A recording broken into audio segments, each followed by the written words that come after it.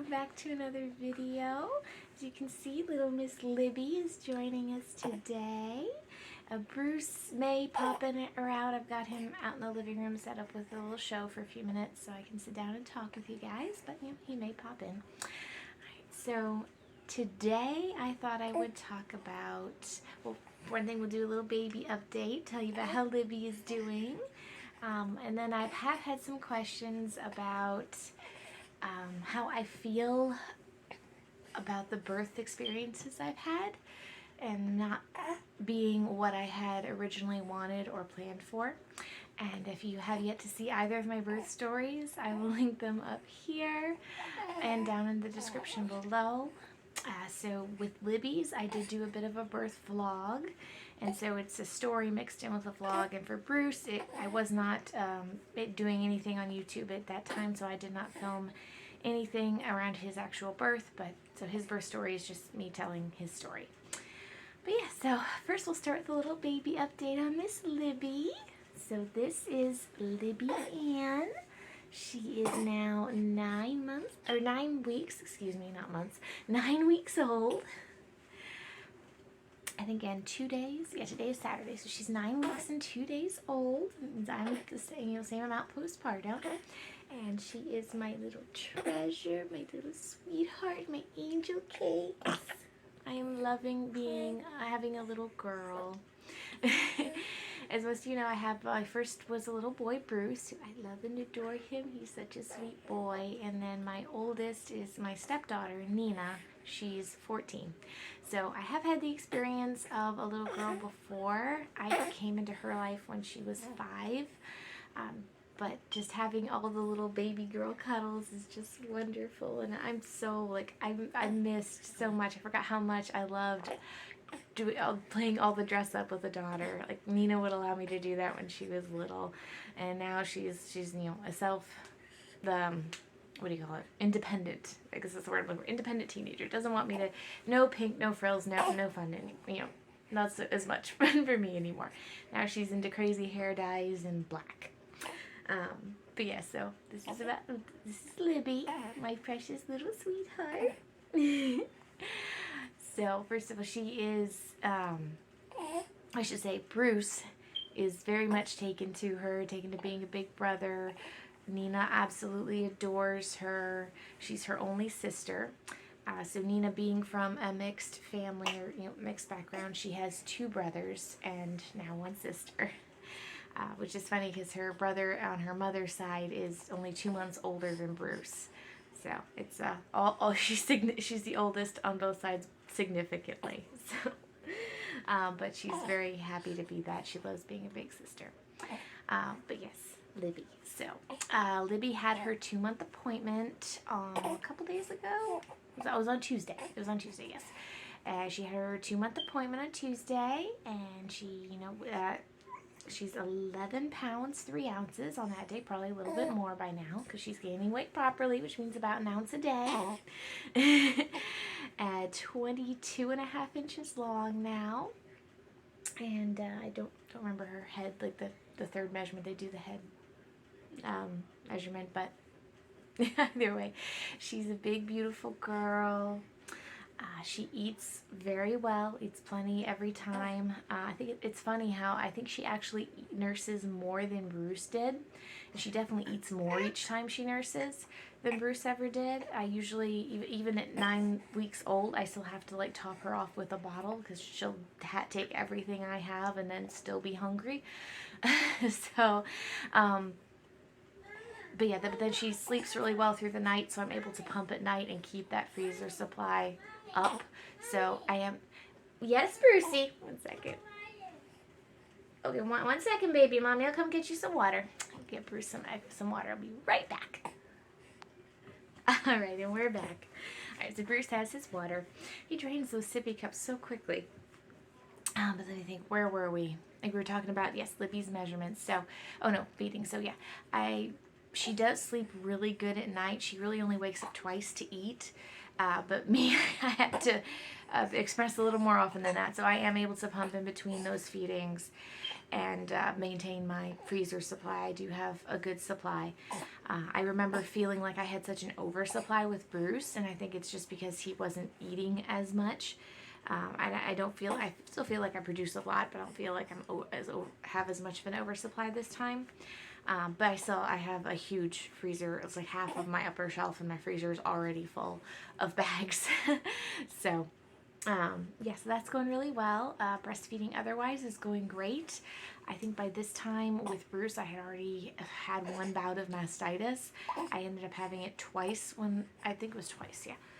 twice when I was breastfeeding him, and nothing like that. I haven't had any infections or mastitis or any, like, not, of the unfun breastfeeding things. So I count myself really lucky this time, and she's a great feeder, so she drains me well every time. And aren't you, little lady? Yes, you are. Yeah.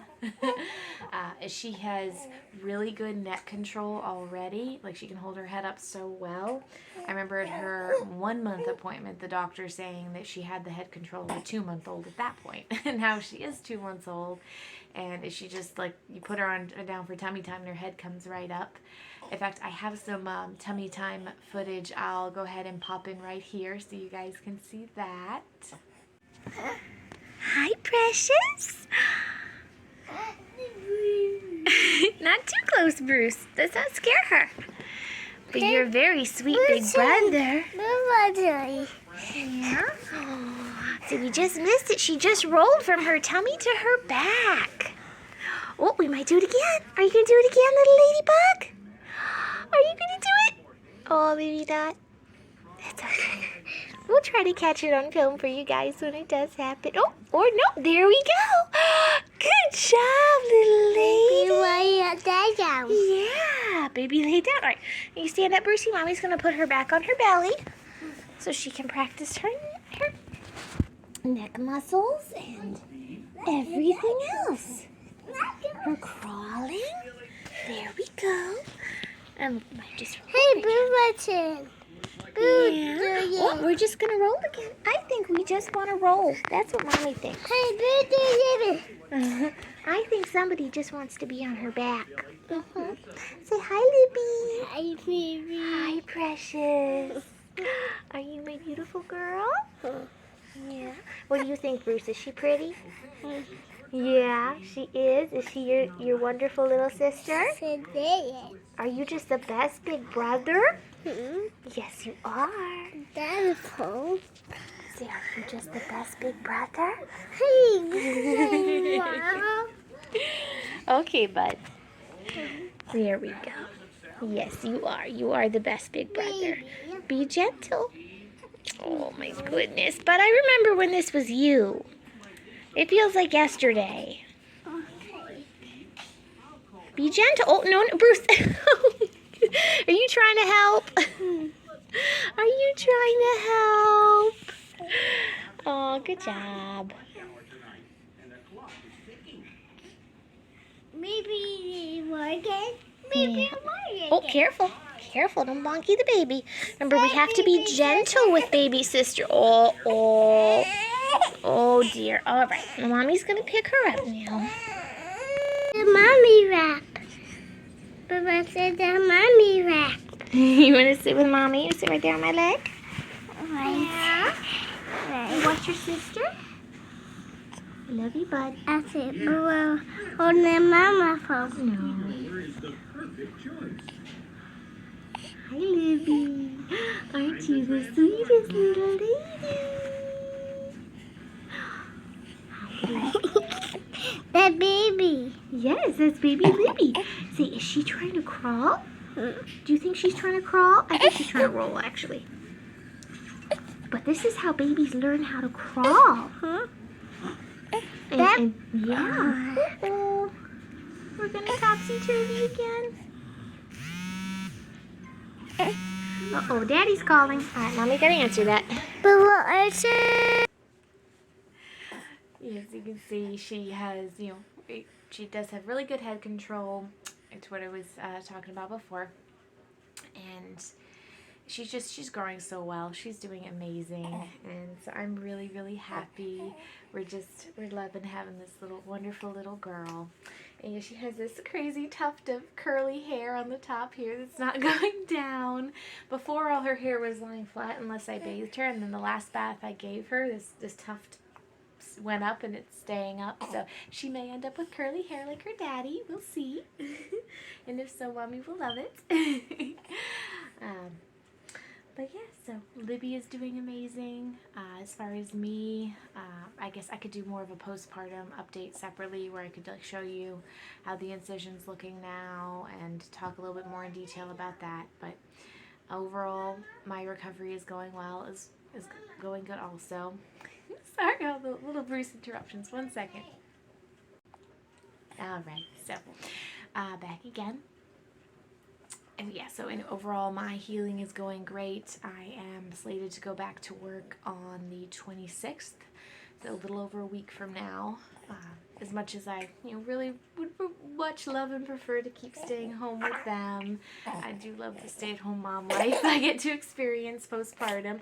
Oh dear, are you okay? You have a little coffee woffy? Yeah. Okay. Oh, a little spit up.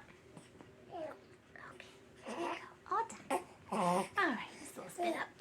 She does make some of the most strange sounding like grunty noises, and literally in the hospital we thought like maybe she was like choking all the time, and she's not. She just likes to make whines and wheezes and scare us to death. The doctor said there's nothing abnormal. It was just something we didn't experience with Bruce. Alright, and so yeah, postpartum, I'm healing well, getting ready to go back to work.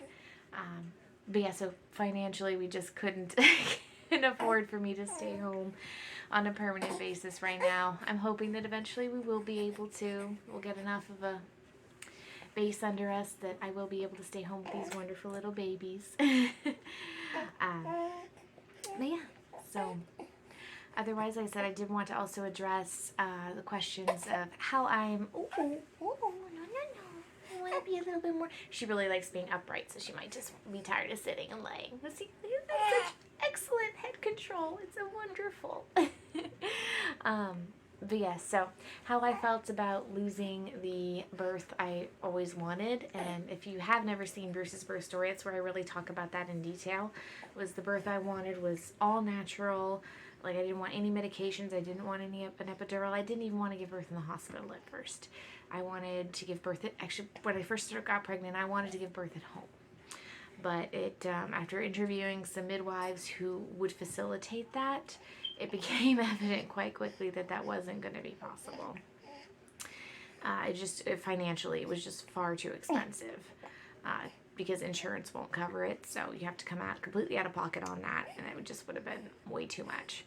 So we did not go with that option.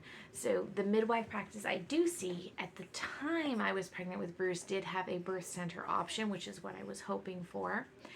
Unfortunately, because I had to be induced before I went into labor, I was over a week overdue, and when they did the non-stress test, it showed that my amniotic fluid levels were really low, despite the fact that I had been, I was already out on maternity leave, so I was, walking and consuming water and coconut water, that was my job. I drank so much, because I knew that was a risk when you go over term. So I ended up having to be induced, which means you have to be in the hospital, and long story short, that induction failed. I got stuck at 7 centimeters. He wouldn't descend past a -3, and he had to be delivered by a cesarean when his heart rate was no longer tolerant of the Pitocin. But if you want more details on that, go check out his birth story. It'll be linked. And with her, it was a similar situation. I got a lot further. I was almost complete. I was almost to a 10. I was 9.5, and my cervix started to swell, and it ended up preventing her from being. She was actually. I think she was a -2.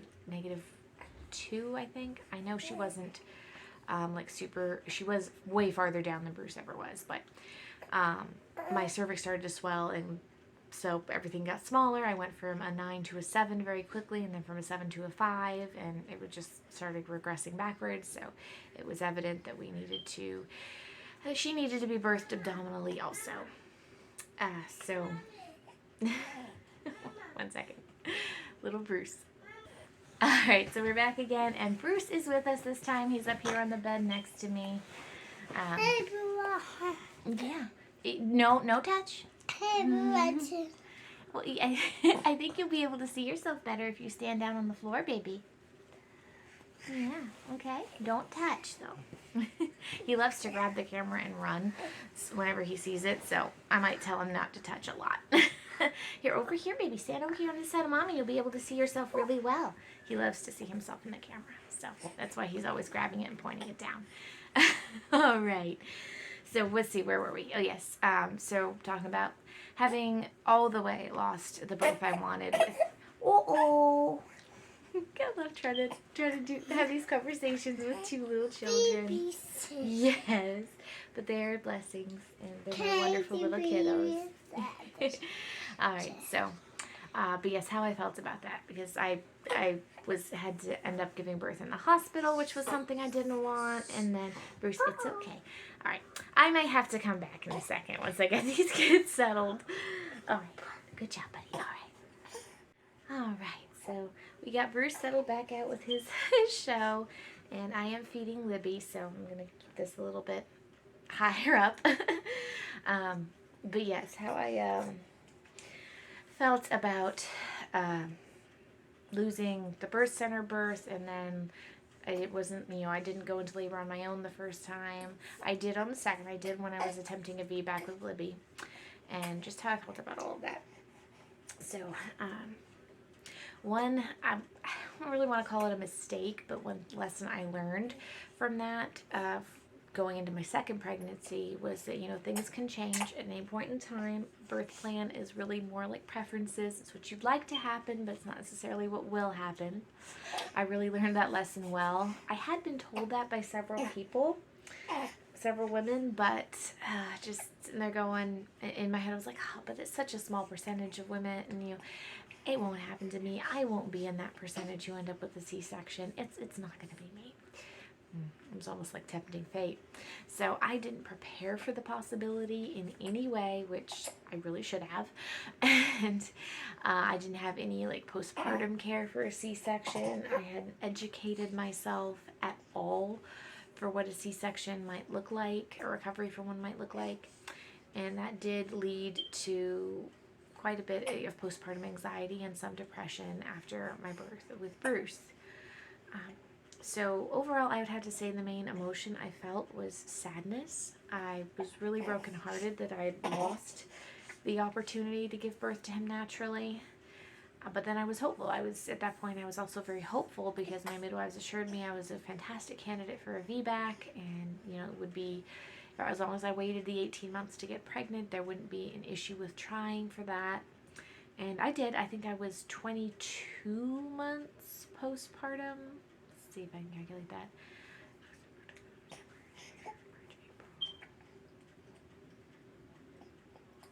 I'm sorry, 27.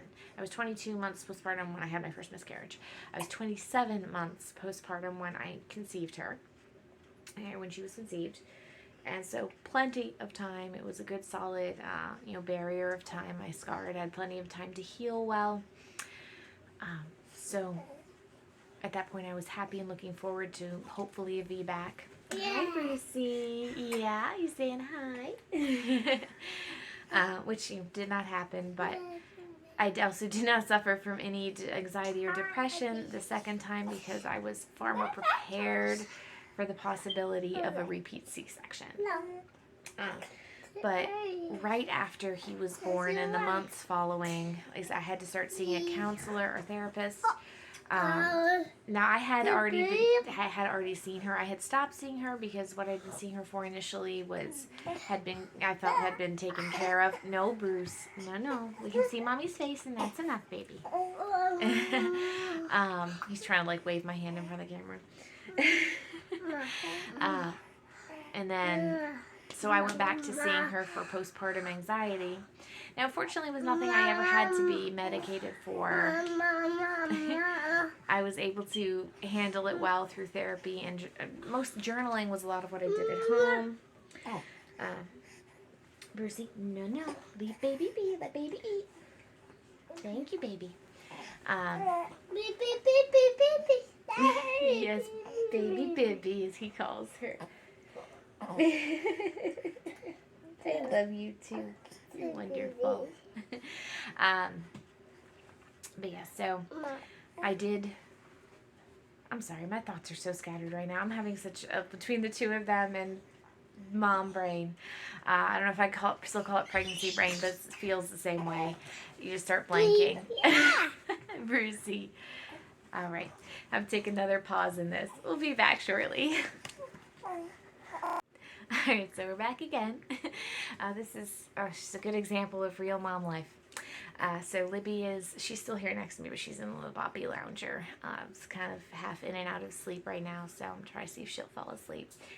And Bruce is just running in and out and all around. But yeah, so how I felt about that, it was hard. It was definitely difficult. I need you to be good, precious. Okay? I love you. Gotta love him. Alright,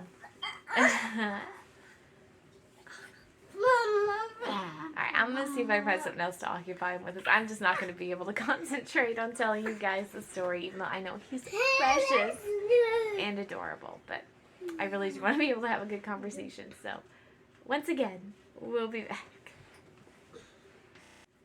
Okay, so we got him set up with some coloring. Hopefully that will help keep him occupied. I'm trying not to fly through this and like fly through this to get back to my kids now. I'm just trying to, I would like to actually just sit and talk about it. I know, precious. I love you too. But yes, so the main emotion I felt was just sadness. I did not really know how to cope very well with just all the influx. It was also the first time I'd felt baby blues. I did have baby blues with both my pregnancies. It was about 2 weeks with Libbie, and I was able to recognize what was happening and know that it'll pass. What's going on is just my hormones getting back to adjusting to a new state. They weren't even really getting back to the old state because we're breastfeeding, so it's not really even back to normal. It's just readjusting again after having given birth. So I didn't really know how to cope with that. I didn't even really know how to recognize it. And my counselor was able to help me work through all that. And like I said, journaling was the main tool I used. It really helped me be able to see my emotions, and that helped me recognize them and work through them. And I have done a lot of work on identifying what emotion I'm feeling, as I've actually been helping Nina, both her father and I have been helping her work on that, is what exact emotion are you feeling? With her, for example, most of her emotions come through as anger, and it's like trying to identify what the emotion under that is. For me, my cover emotion is usually sadness. I go to crying if I'm feeling emotionally high about anything, whether it's good or bad, I cry. So really digging into identifying what is the underlying emotion. And with sadness was the primary one. I'd lost something I really wanted, and fear was another big part of it. I was scared. I'd been scared of the operation. I was scared of what repercussions might happen because of it. 1 second. All right, so there was also a lot of fear there. And this is a little bit of a longer portion of it. I can't remember. I think I touched on this when I was talking about my birth story, about how my counselor had me go dive back into an operation I had as a child to really identify why I feared the C-section so much. And that really helped once I learned that really helped me work through those emotions, because I finally understood, oh, this is what I'm feeling and this is why I'm feeling this way. So to just briefly go over what that was, I was born with a cancerous birthmark, or a birthmark on my back. They called it a hairy nevus, that could become cancerous once I hit puberty. And they didn't want to remove it when I was an infant. They wanted to wait until I was a little bit older, so well before the time when it could be dangerous to me. But when I was a little more able to, I guess, be cognizant of what was going on, and so they waited till I was 6. And now I've had two experiences with being knocked out completely with anesthesia. As I'm sure as you know, in a C-section, they don't knock you out. And the experience I had as an adult, it was a tooth operation. They were removing some teeth that had impacted the back of my mouth. I remember counting backwards, I think from 10 to 0. I got to 8, and then next thing I knew, I was waking up. I was out, it felt like a second had passed. Like my recognition, I didn't have any sense of time passing, and I was counting, and then I was awake, and the operation was over, which was amazing. But back when I was a child, in that operation I had when I was 6, I have some very vivid memories around. The first of which I believe started like the impact of the trauma. Like the first memory I have of that was them taking me back to the OR room from the prep area where I was being held, because that's where I had to say goodbye to my mother. And I remember being rolled back and seeing my mom standing back there and just screaming and crying, "I want my mommy, I want my mommy," because they did not let her stay with me until I was unconscious, because that happened in the OR room. And I don't know, maybe if they'd allowed that to happen, they knocked me out before I went back. I don't even know if that was a possibility. That might not have been so traumatic for me. But yeah, I can remember like the nurse had to hold me down on the bed, because I would have jumped right out of that bed and run back to my mommy. I was so scared. And, as a 6-year-old little girl, that's terrifying. And yeah, and so then in that operation, like, I didn't know anything was different, and like it wasn't supposed to be something that you experienced, so I never brought it up until this day, talking to my counselor after my C-section. I very much felt the passage of time. It felt like several hours had passed, and I believe the operation was 3 hours. Hi, Bruce. It was from what my mom had said. It was a 3-hour operation, and I very much felt that time. And at one point in time, I can remember seeing the lights over the OR bed. And as a kid, I just kind of whatever that off. I didn't understand what it was. It was just an image of a big circle with a light in the middle. Like, I didn't even think about it as a kid. And I also remember seeing lights flashing. Like, it's almost like that old... showing my age here, the old Windows screensaver where the lights are the bars of light are kind of going like that, of the color are kind of moving like that. If I can find an example of it, I'll put it here.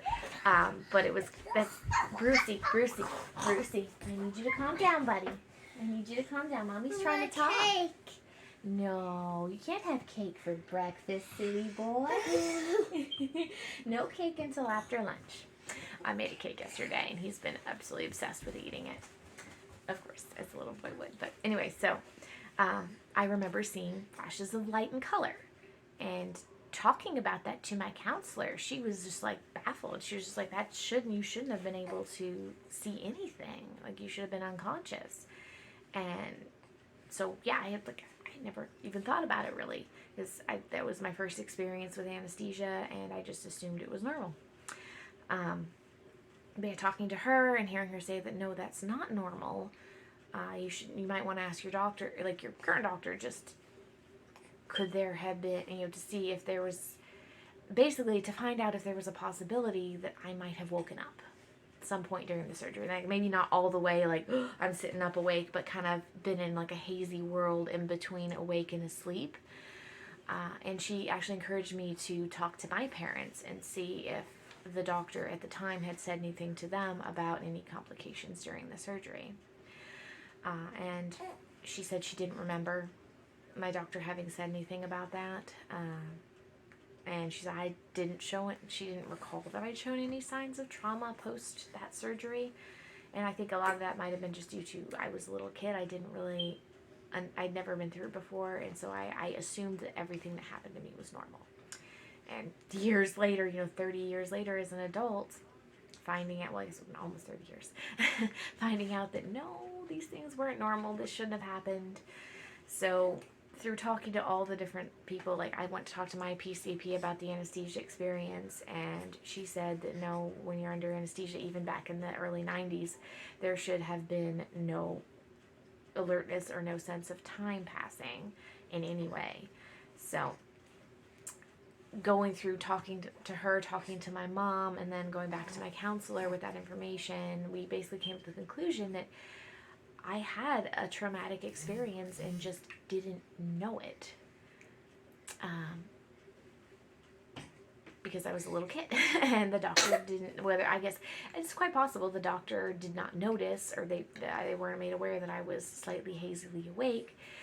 I don't remember feeling any pain, so that's a good thing. Now, it also could be that I did feel pain and my mind blocked it, because that definitely happened in my C-section with Bruce, where I talked about how the anesthesia did not work in that C-section. And I ended up feeling a lot of the pain and what they were doing. I have no memory of the actual pain of that experience. I just remember the trauma and the, oh my God, moment around it. Like, there's nothing I can do. I can feel everything they're doing. This is not good. Like the fear around it, and then the memory that it did hurt is more what I have. So it's possible that that's what happened when I was 6 years old also. And so with having gone through that experience and coming to that realization that I had a traumatic experience and didn't know it, going into a C-section, and probably also one of the reasons I was so, I'm not going there when I was pregnant with Bruce, like, it's not going to happen to me, I'm not going to go to that space in my brain, was probably a good part of the reason, is because that trauma was there. I just didn't know enough to acknowledge it, or even to know that it was there. So when I did end up with a C-section, there was a lot of fear going into that OR room. I was so scared. I don't remember crying. I just remember being really tired. And then 10 minutes into the surgery, I actually thought the anesthesiologist was still poking my belly, because they sit there and they poke your belly with a very sharp object to see if you can still feel it. Like, do you feel pressure or do you feel pain? I remember her asking me that when I was getting my C-section with Libbie. Do you just feel pressure or do you feel pain? Do you feel pressure? Do you feel a prick? She's like, because I'm touching you with a very sharp object, so you should feel a prick if you can feel. And having to go through that. And it took them a while to numb me for her surgery, to numb me well. Because obviously going into that C-section, I talked a lot about what happened with my first and the fact that I didn't want that to repeat. So I already had a lot of trauma that I didn't know I had going into that C-section. And then what happened in that C-section only adding to that. And it was just, like, I'm surprised I did not have depression to the point where I needed medication. Because, looking back on it, it was so much. And honestly, I'm surprised right now that I'm talking about it so evenly. Normally, when I talk about that C-section experience, I start crying because there's still some residual fear there. Maybe having had a good C-section experience with Libbie may help me even that out, and that's why it's not so upsetting to talk about now. Because my experience with her was much, much better with her birth. I wouldn't call it a great experience. It was a good one, but I mean, no operation is fun, and when you can feel the movement and everything they're doing, that still makes my spine crawl a little bit, but it's okay. It was a much better experience. So, excuse me. Around my birth with Bruce, a lot of sadness, a lot of fear, a lot of realizing I had trauma that I didn't know I had and I had to work through. And now, in retrospect, a lot of gratitude for my husband. He was so super supportive through both of my recoveries. That it's amazing. I don't know how I would have ever had these kids without him. How I ever would have come through the experiences without him. He is a wonderful and amazing man, and I love him so much. And so, yeah, I'm very grateful to him for being there. Grateful to my mom, especially with the second time, because she was there for me emotionally. She was there for me, helping me with my kids, like with Bruce and Libbie. She stayed an extra day after I came home from the hospital. She stayed with the kids when Libbie was born, and then she stayed with me an extra day, and has just been so supportive and helping me come through both recoveries. She helped me a lot with breastfeeding when it was Bruce. It was my first time. I had never done it. She sent me a book that had really helped her. She had through all her breastfeeding journeys, and so I've read that book cover to cover both times I've had a baby, and it's been so helpful. So just gratitude with both of them. And with Libbie, there was certainly the initial moments where they were telling me I was going to need a C-section. There was a lot of sadness. There were tears. Like, I cried the second time the OB is talking to me about this, and she's running through all the risks. And I was expressing to her and the anesthesiologist about, what happened with Bruce the first time. And then I had to, you've seen my birth story with her, but I had to go through it all a second time, because by the time I actually got to the OR room, it was a different OB and anesthesiologist. Shift change had happened.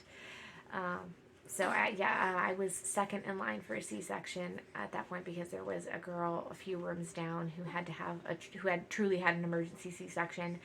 Like, the anesthesiologist was in my room prepping me, and the nurse came in and said, "Drop what you're doing. We have an emergency. We have an emergency C-section. You're needed right now." And so she literally had to restart. Like, the next anesthesiologist literally had to restart my medication. My pain medication, because it had been stopped so suddenly. But I guess because I had that extra medication in my tube for the 2 hours I was waiting, that it helped. It helped cover the pain, the contraction pain, because my contractions didn't stop. I still continued to be in labor for those next 2 hours, and they even did. They checked me again after those 2 hours of waiting to see if I'd made any progress, and that's when they knew I had gone further back. I was now 5. So, yeah. And so those were like more of my initial emotions around the loss. I definitely did grieve that loss. Reese, what are you doing? How did you get that? Oh my goodness, this kid. He went into our sunroom. This tricycle was in our sunroom. Did you go into the sunroom by yourself? You're not supposed to do that. The door was locked. I don't even know how he does. We keep that door locked.